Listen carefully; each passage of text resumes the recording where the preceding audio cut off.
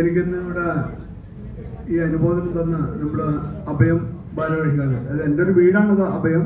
എനിക്ക് പ്രത്യേകിച്ച് അവരോട് ഒന്നും പറയേണ്ട കാര്യമില്ല. കാരണം എന്നെ ഒത്തിരി വളർത്താനായിട്ട് സഹായിച്ച എല്ലാവരും, അഭയത്തിന് എല്ലാവരും എന്നെ മുടലപ്പരയിൽ നിന്ന് എന്നെ ഇവിടം വരെ എത്തിക്കാൻ എൻ്റെ കൂടെ ഒപ്പം നിന്ന എല്ലാവരും ഇവിടെ ഉണ്ട്. ഈശ്വരനൊക്കെ പറഞ്ഞ പള്ളിപ്രഭു ആ ഒരു ഫോട്ടോഗ്രാഫറെ കേട്ടില്ല, ഞാൻ ഇല്ലാണ്ട് ഒരാളെ കേട്ടില്ല. കാരണം അത്രത്തോളം എന്നോട് കടപ്പാടുണ്ട്. അങ്ങനെയൊക്കെ എന്നെ വളർത്തിയാണ് ഇവിടെ ഞാൻ ഒരു നല്ല ലെവലിൽ എത്തിയിരിക്കുന്നത്. ഇപ്പം ഭംഗിയായിട്ട് ജീവിക്കുന്നുണ്ട്. ഞാൻ പറയുമ്പോൾ പറയാനുണ്ട്. എന്നാലും ഞാൻ അത്യാവശ്യമായിട്ട് പറഞ്ഞു. ഞാൻ 1001 പാട്ട് ഞാനിവിടെ പാടി. ഈ 1001 പാട്ട് 3 വർഷത്തിനകം പാടാൻ ശരിക്കും പറഞ്ഞാൽ ഒരാൾക്കും പറ്റില്ല. അഹന്തയെന്ന് പറയില്ല, 10,000 പാട്ട് പാടാം. ഇപ്പോൾ നമുക്ക് ഓരോ ദിവസം സൗകര്യം പോലെ പാട്ട് പാടാം. പക്ഷേ ഓരോ പാട്ടും പാടി ആ ഓരോ ദിവസം 12 മണിക്കാണ് ഞാൻ പാട്ട് കോഷിട്ടത് രാത്രി. കാരണം മരണങ്ങളുണ്ടാവും. നമ്മുടെ സ്വന്തം ആളുകൾ, നമുക്ക് വേണ്ടപ്പെട്ടവർ ചിലപ്പോൾ മരിച്ചാൽ നമുക്ക് ആ ദിവസം മുടങ്ങി പോകും. അപ്പോൾ എല്ലാ യജ്ഞം മുടങ്ങി പോകും, മുടക്കം വരാൻ പാടില്ല. അപ്പോൾ അതുകൊണ്ട് ഞാൻ 12 മണിക്ക് നമുക്ക് 12 മണിക്ക് രാത്രി 12 മണിക്ക് നമ്മൾ ആരെയും മരണത്തിന് നമ്മളെ വിളിച്ചറിയിക്കില്ല. എല്ലാവരും നേരം വെളുക്കട്ടെ, ഒരു 5 മണിയായിട്ട് എന്നുള്ള രീതിയിൽ ഇട്ട് മാറ്റി. അതുകൊണ്ടിട്ടാണ് ഞാൻ 12 മണിക്ക് പോസ്റ്റ് ചെയ്ത് തുടങ്ങി. അതേമാരെ എൻ്റെ അമ്മായിയമ്മ മരിച്ചത് വെളുപ്പിന് 5 മണിക്കാണ്. നേരെ വെച്ചാൽ അന്ന് ഞാൻ 12 മണിക്ക് പോസ്റ്റ് ഇട്ടില്ലെങ്കിൽ എനിക്കത് അന്ന് യജ്ഞം മുടങ്ങിയേനെ. അങ്ങനെ പല സംഭവങ്ങൾ വരും. പിന്നെ ഒരു വീട്ടിലെ പ്രശ്നങ്ങൾ, നമ്മൾ കുടുംബമായിട്ട് ജീവിക്കുകയാണ്. ഒരു ഭാര്യയായിട്ടൊരു വഴക്ക് മതി, നമുക്ക് പാട്ട് പാടാനുള്ള മൂഡ് പോകും. നമുക്കൊരു മൂഡ് വേണം പാട്ട് പാടാനായിട്ട്. മക്കളായിട്ട് വഴക്കിട്ടാൽ മതി, ഒരു അയൽപക്കത്തുകാരായിട്ട് വഴക്കിട്ടാൽ മതി. വർക്കിലൊരു ഫൗള് വന്നാൽ മതി. ചിലവർ ഒരു വീട്ടിൽ ചെന്നിട്ട് ഒരു വർക്ക് മുടങ്ങിയിട്ട് അവർക്ക് ആൽബം വേണ്ട. എന്താണ് അവൻ്റെ, അതായത് വീഡിയോഗ്രാഫർക്ക് ഒരു മിസ്റ്റേക്ക് പറ്റി ആ കല്യാണ മാല മദ്രാസിൽ നിന്ന് കൊണ്ടുവന്നൊരു മാലയാണ്, മണവാളിന് സ്വീകരിക്കണ മാല. ആ മാല ഇടാൻ നേരത്താണ് വീഡിയോ വർക്ക് ചെയ്യാണ്ട് അത് കിട്ടിയില്ല. അതിനു വേണ്ടി നമ്മുടെ ലക്ഷം കണ്ട ആൽബത്തിന്റെ പൈസ തരില്ല.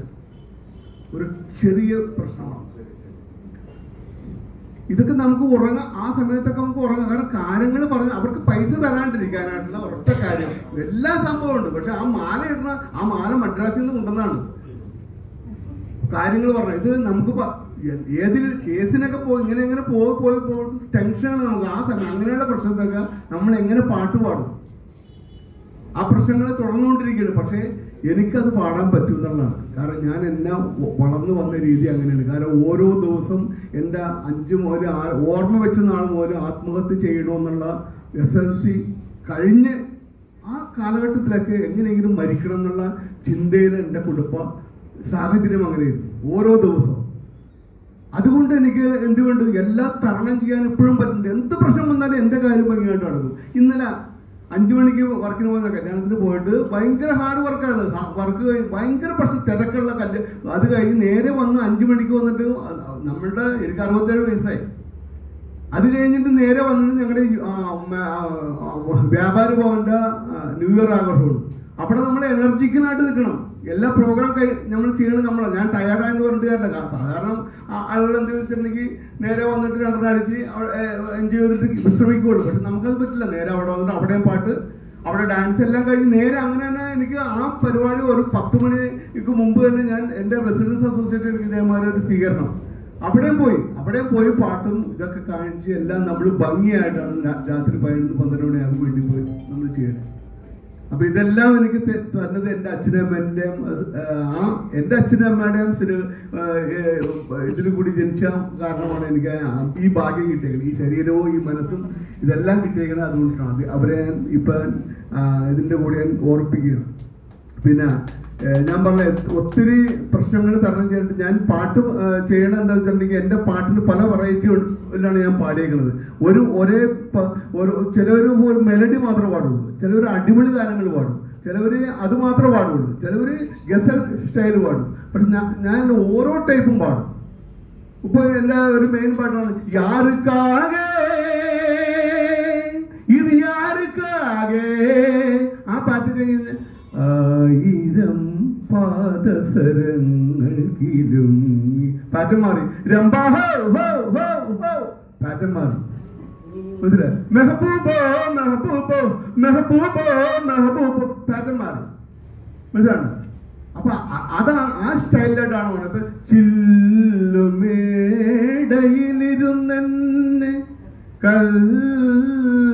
കല്ലെറിയല്ലേ എന്നെ, അത് വേറൊരു പാറ്റ്. I am a disco dancer, വേറെ ശൈലി. അതാണ് എൻ്റെ ഒരു പ്രത്യേകതയായിട്ട് എനിക്ക് അവകാശപ്പെടാനുള്ളത്. ഇത് ഞാൻ ഇത്ര വർഷം ചെയ്ത് ഈ ഭംഗിയായിട്ട് പൂർത്തിയാക്കാൻ പറ്റി. അതിൻ്റെ ഇടയിൽ എനിക്ക് ഫുഡ് ഇൻസ്പെക്ഷൻ പെട്ട് ഈ പാട്ട് തീരാനായിട്ട് ഏകദേശം ഒരു 10-70 ദിവസമുള്ളപ്പോൾ 5 ദിവസം എനിക്ക് ഈ അമൃതയിൽ അഡ്മിറ്റ് ചെയ്യേണ്ടതായിട്ട് വന്നു. കാരണം വെച്ചിട്ടുണ്ടെങ്കിൽ ഭയങ്കര സീരിയസ് ആയി പോയി. പക്ഷെ അപ്പോൾ ഞാൻ എപ്പോഴും ഒരു 7 പാട്ട് പാടി സ്റ്റോക്ക് ചെയ്തേക്കും മൊബൈലിൽ. കാരണം എന്തെങ്കിലും നമ്മൾ ദൂരയിലൊക്കെ പോയിട്ടുണ്ടെങ്കിൽ നമുക്ക് പാടാൻ പറ്റില്ല. അതുകൊണ്ട് 7 സ്റ്റോക്ക്. അത് കാരണം ഞാൻ രക്ഷപ്പെട്ടു. കാരണം 5 ദിവസമാണ് നമ്മുടെ കിടന്ന് ICUയിൽ പാട്ട് പാടാനൊന്നും പറ്റില്ല. കാരണം പക്ഷേ ഞാൻ ഡോക്ടറോട് വന്നപ്പോൾ തന്നെ പറഞ്ഞ്, ഡോക്ടറെ ഞാനിങ്ങനെ ഒരു യജ്ഞം നടത്തുന്നുണ്ട്, ഇത്ര പാട്ടായി. അപ്പൊ പുള്ളി അതൊന്നും പറ്റില്ല, അന്ന് ICUയിൽ പറ്റും, നിങ്ങൾക്ക് ഒരാൾക്ക് വന്നിട്ടുണ്ടെങ്കിൽ ഇവിടെ പ്രശ്നമാകും, മറ്റുള്ളവർക്കാവും. അപ്പൊ ഞാൻ തിരിച്ചു പിടിച്ച് ഡോക്ടറെ ഞാൻ ഇവിടുന്ന് പോകും, എനിക്കത് തീർക്കണം. തീർച്ചയായും കാരണം 70 ദിവസം കൂടെ ഉള്ളു ഇനി. അപ്പൊ അപ്പുറം ദിവസം നമ്മൾ ഇങ്ങനെ കാത്തു സൂക്ഷിച്ച സാധനം ഞാൻ ഇവിടുന്ന് പോയാൽ ഞാനത് വിജയിപ്പിച്ചേ പറ്റും. അപ്പൊ പുള്ളി തിരിച്ചു വന്നു. എന്താണ് ശരിക്കും എന്താണെന്ന് വെച്ചാൽ കറക്റ്റ് പറയും ഇന്ന സംഭവമാണ്. അപ്പൊ പുള്ളിക്ക് അത് സന്തോഷമായി. പക്ഷെ പുള്ളി എനിക്ക് രാവിലെ 8 മണിക്ക് വന്നിട്ട് ആ കട്ടില് മറച്ചു തരും. അവിടുത്തെ നേഴ്സ് വന്നിട്ട് എനിക്ക് അങ്ങനെ 5 ദിവസം ആ മൊബൈൽ മോൻ, അപ്പൊ ആ സമയത്ത് മൊബൈൽ വന്നിട്ട് മോൻ അത് പോസ്റ്റ് ചെയ്യും. ആ ദിവസം മാത്രമാണെങ്കിൽ രാവിലെ പോസ്റ്റ് ചെയ്യേണ്ടതായിട്ട് വന്നിട്ട് 8 മണിക്ക്, ബാക്കി എല്ലാം 12 മണിക്ക് പോസ്റ്റ് ചെയ്തു. അങ്ങനെ ഞാനിത് വിജയിപ്പിച്ചെടുത്ത്. ഏതായാലും എനിക്ക് എന്നെ അത് ഇതിൽ അംഗീകരിക്കാൻ തന്ന അദ്ദേഹത്തിന് എനിക്ക് ഒത്തിരി നന്ദിയുണ്ട്. എനിക്ക് എങ്ങനെയാണ് കടപ്പാട്, അത് എനിക്ക് നന്ദി പറയേണ്ട കാര്യമില്ല, കാരണം ഇത് എൻ്റെ വീടാണത്. ഞാൻ 65, ഞാൻ 50 വയസ്സ് കഴിഞ്ഞപ്പോൾ ഞാൻ ഇവിടെ പറഞ്ഞിട്ടുണ്ട് റിട്ടയർമെന്റ് ആയ ഞാൻ ഫുൾ അഭയത്തിൽ. പക്ഷെ 67 വയസ്സായിട്ട് എനിക്ക് റിട്ടയർമെന്റ് ആകാണ്ട് ഗതികേട് വരില്ല. കാരണം ഹൗസ്ഫുൾ വർക്കാണ്. അതെന്തോ നമ്മുടെ ഒരു ഭാഗ്യം. പറയാം ഏച്ചുകെട്ടിനടിക്കും, മുടിയൊക്കെ ഫുൾ വൈറ്റ് ആണ്. പക്ഷെ എങ്കിലും നമ്മൾ ഏച്ചുകെട്ടി ചുണയോടുകൂടി നമ്മുടെ ഫോട്ടോഗ്രാഫർ എനർജി ആയിരിക്കണം. പിള്ളേര് ആ ചേട്ടനെ വിളിക്കില്ല, ആ കാരണവരൊന്നും വേണ്ട എന്നുള്ള രീതിയിട്ട് പറയരുത്. കാരണം പിള്ളേരുടെ ഇഷ്ടമാണ്. ഇപ്പൊ പേസ്റ്റൊക്കെ കാണില്ലേ, പിള്ളേരുടെ ഇഷ്ടമുള്ള ഇതിലൊക്കെ പരസ്യം വരുമ്പോഴത്തേക്കാണ് സ്വന്തമാരെ അത് മേടിക്കേണ്ട ഗതികേട് വരികയാണ്. കാരണം പിള്ളേർക്ക് പറഞ്ഞാൽ അതാ, അതേമാതിരി തന്നെ ഫോട്ടോഗ്രാഫർ ഇന്ന വേണമെന്ന് പറഞ്ഞാൽ അത് ഈ പിള്ളേർ തീരുമാനിക്കും. പക്ഷെ ഇപ്പോഴും എന്നെ ചെറുപ്പക്കാർ പിള്ളേർ വിളിക്കണ്ടെന്നുള്ളതാണ് അതിന്റെ സത്യം. അത് ഏച്ചുകെട്ടി നടന്നിട്ട് തന്നെയാണ് ഈ തൊഴിലിന്റെ ഒരു ഇതാണ്. അതെല്ലാവരും അങ്ങനെയാണ്. പക്ഷെ എനർജി ആയിട്ട് നമ്മളിപ്പോ ഞാൻ വേറെ കാര്യം പറയുമ്പോഴത്തേക്ക് കൂടി പോകും. എന്ന് വെച്ചിട്ടുണ്ടെങ്കിൽ നമ്മളിപ്പോ 12 മണി, ഒരു 9-10 മണിയായും പാർട്ടിയെ കഴിയും. ഇപ്പോഴത്തെ പാർട്ടിന്റെ 1 മണി വരെയും കഴിയും. രാത്രി 1 മണി വരെയാണ് പാർട്ടി. അപ്പൊ ഒരു 12-11 മണിയാകുമ്പോഴത്തേക്കും നമ്മളെല്ലാം നിർത്തി. അപ്പൊ പിള്ളേര് ഡെയിലി വെളുപ്പാങ്കാലത്ത് പോയി ഉറക്കില്ല പിള്ളേർ, നമ്മുടെ ശിക്ഷാണങ്ങളൊക്കെ. അപ്പൊ നമ്മളെന്ന് വെച്ചാൽ വർക്ക് പിടിച്ചേക്കുന്ന ആളുകളാ നമ്മൾ. അപ്പൊ ഇവര് ഈ പോകുമ്പോഴത്തേക്കും നമ്മൾ എല്ലാം പാക്ക് ഏകദേശം എല്ലാവരും തീർന്നു കഴിയുമ്പോഴത്തേക്കാണ് മണവാണ്ട അച്ഛൻ എന്നുള്ള പോലെ നമ്മുടെ MLA പോലെ ഡബ്രീസ് നമ്മൾ ശരി ചിരിച്ചിട്ടിരിക്കുക. കാരണം നമുക്ക് ഉള്ളിൽ പ്രാഗുണ്ട്. കാരണം പിള്ളേര് നമുക്ക് നിൽക്കാം, പക്ഷെ പിള്ളേര് പ്രശ്നമല്ലേ. അവർക്ക് അടുത്ത ദിവസം ബാറ്ററി ചാർജ് ചെയ്യണം, ഇനി ഉറങ്ങാൻ പറ്റില്ല. കാരണം ബാറ്ററി ചാർജ് ചെയ്യണം, കുത്തണം, പിന്നെ വെളുപ്പിന് തന്നെ പോകണം. അപ്പൊ ഞാൻ നോക്കുമ്പോൾ പിള്ളേരൊക്കെ ശാന്തമായിട്ടിരിക്കുക. പക്ഷെ അവസാനം 1 മണിക്കൂറോളം MLA കാത്തു നിൽക്കുമ്പോ MLA ആ മോനെ പൊക്കോട്ടാ വരില്ല. അപ്പൊ നമ്മുടെ ടൈം പോയി. പിന്നെ ഫോട്ടോഗ്രാഫേഴ്സിന്റെ ദോഷം വെച്ചിട്ടുണ്ടെങ്കിൽ ഭക്ഷണം വരെ 10 മണിക്ക് ഭക്ഷണം എന്ന് പറയുകയാണെങ്കിൽ ഭക്ഷണത്തിന് ടൈമിട്ട് വരെ ഒരു വെയിറ്റ് ഉണ്ട്. പക്ഷെ ഫോട്ടോഗ്രാഫേഴ്സിന് വെയിറ്റ് ഇല്ല, ടൈം ഫിക്സ് ഇല്ല. അവരിങ്ങനെ എന്ത് പണി ഇങ്ങനെ ഈ കൂലിപ്പണി എടുക്കണം, വായന നടക്കണം എന്നുള്ള ഒരു സ്റ്റൈലായിട്ട് പോയിട്ടിരിക്കുക. അപ്പൊ 10 മണിയാകുമ്പോഴത്തേക്കും കാരണവർ വന്നത് എല്ലാവരും ഭക്ഷണം കഴിച്ചോളണം. 10 മണിക്ക് അവര് പാക്ക് ചെയ്യും. കാരണം ഒരു സ്റ്റാൻഡേർഡ് ഉണ്ട് അവർക്ക്. എന്തുകൊണ്ട് ഫോട്ടോഗ്രാഫർക്ക് അതില്ല?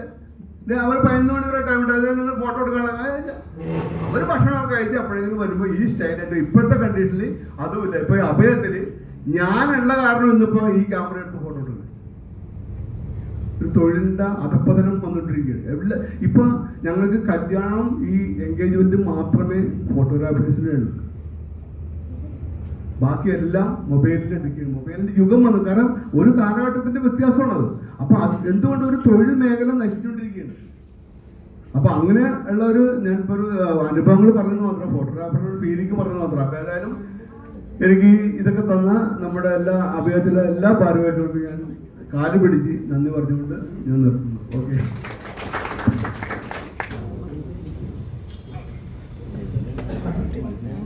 വേദിയിലും സദസ്സിലും ഇരിക്കുന്ന എല്ലാവർക്കും നമസ്കാരം. ആദ്യമായി നമ്മളുടെ അഭയം ചാരിറ്റബിൾ ട്രസ്റ്റിൻ്റെ സ്ഥാപക നേതാവ്, സർവോപരി എൻ്റെ ഗുരുനാഥനും ഞാൻ എൻ്റെ അധ്യാപന ജീവിതത്തിലെ റോൾ മോഡലായി കണ്ടിരിക്കുന്ന എൻ്റെ കരുണാകരമേനോൻ സാറിൻ്റെ പാവന സ്മരണയ്ക്ക് മുന്നിൽ പ്രണമിക്കട്ടെ. ദീർഘമായ ഒരു പ്രസംഗത്തിന് പ്രസക്തിയില്ല. വൈകിയ വേളയിൽ എൻ്റെ കടമയിലേക്ക് ഞാൻ കടക്കുകയാണ്. ആദ്യമായി തന്നെ യോഗത്തിൻ്റെ ഔപചാരികതയുടെ പേരിൽ നമ്മളുടെ അധ്യക്ഷനായ അഭയത്തിൻ്റെ പ്രസിഡന്റ് TS നായർ സാറിനെ ഞാൻ കൃതജ്ഞത രേഖപ്പെടുത്തിക്കൊള്ളുന്നു.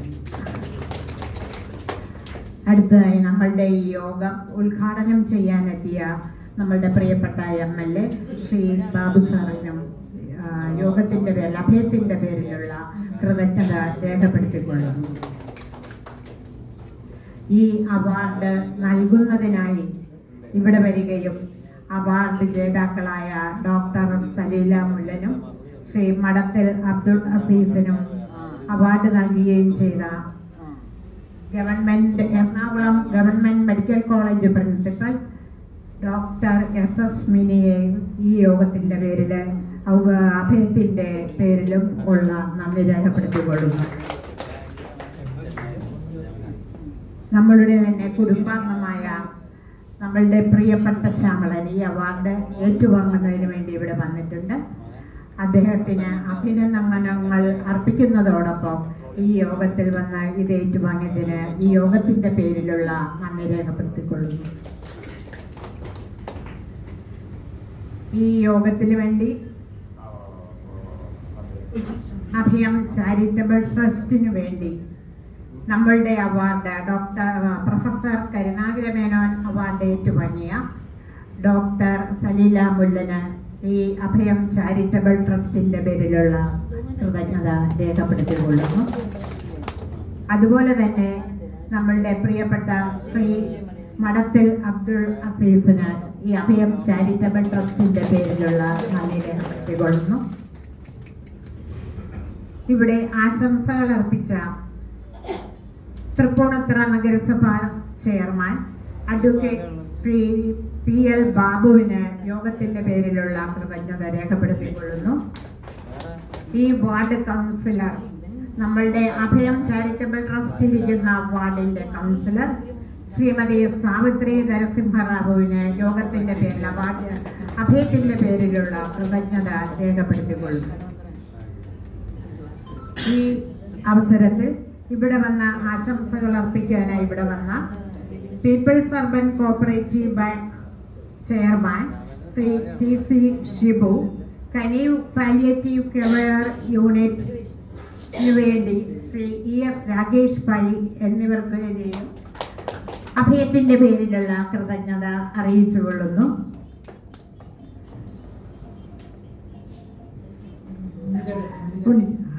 നമ്മുടെ പ്രിയപ്പെട്ട ഉണ്ണിച്ചേട്ടൻ കരുണാകരമേനോൻ സാറിന്റെ മകനും അഭയത്തിന്റെ വൈസ് പ്രസിഡന്റുമായ പ്രിയപ്പെട്ട ബാലകൃഷ്ണൻ ചേട്ടന്, ഉണ്ണിച്ചേട്ടൻ ഞങ്ങൾ പറയുന്നതുകൊണ്ട് പെട്ടെന്ന് പേര് വരില്ല, ശ്രീ ബാലകൃഷ്ണന് അഭയത്തിന്റെ പേരിലുള്ള കൃതജ്ഞത രേഖപ്പെടുത്തിക്കൊള്ളുന്നു.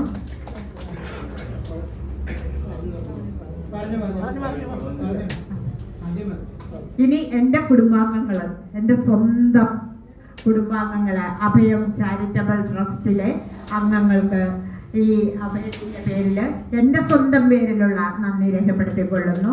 പിന്നെ ഡോക്ടറുടെ കെയർ ഓഫിലെ ഡോക്ടറുടെ സുഹൃത്തുക്കളെ ബന്ധുക്കളൊക്കെ വന്നിട്ടുണ്ട് ഇവിടെ എന്ന് ഞാൻ മനസ്സിലാക്കുന്നു. അവർക്കെല്ലാവർക്കും അഭയത്തിന്റെ പേരിലുള്ള നന്ദി രേഖപ്പെടുത്തിക്കൊള്ളുന്നു. ഇനിയും ഉള്ള